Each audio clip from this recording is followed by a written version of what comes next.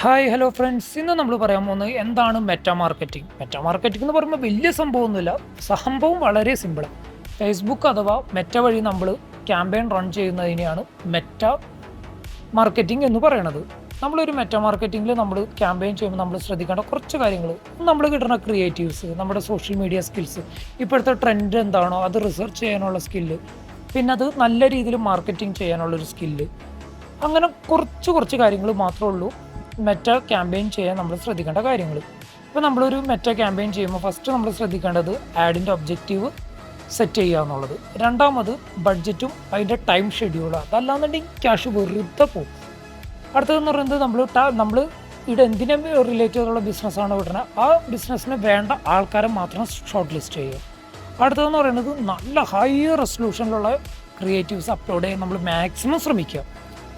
ഇതിൻ്റെ അഡ്വാൻറ്റേജ് എന്താണെന്ന് വെച്ച് കഴിഞ്ഞാൽ ഗൂഗിൾ ആഡ്സും മെറ്റ ആഡ്സും തമ്മിലുള്ള വ്യത്യാസം എന്ന് പറഞ്ഞാൽ ഇത് വളരെ ബഡ്ജറ്റ് ഫ്രണ്ട്ലി, ഒരുപാട് ക്യാഷ് സ്പെൻഡ് ആവത്തില്ല.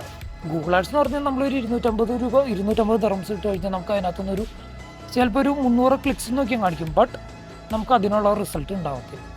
അതേസമയം ഫേസ്ബുക്ക് എന്ന് പറഞ്ഞാൽ ആ 200 ദിർഹംസിന് നമ്മൾ അതിനകത്ത് അപ്ലോഡ് ചെയ്ത് കഴിഞ്ഞാൽ ഒരു ലോഡ് മെസ്സേജസ് ചവറ് പോലെ വരും.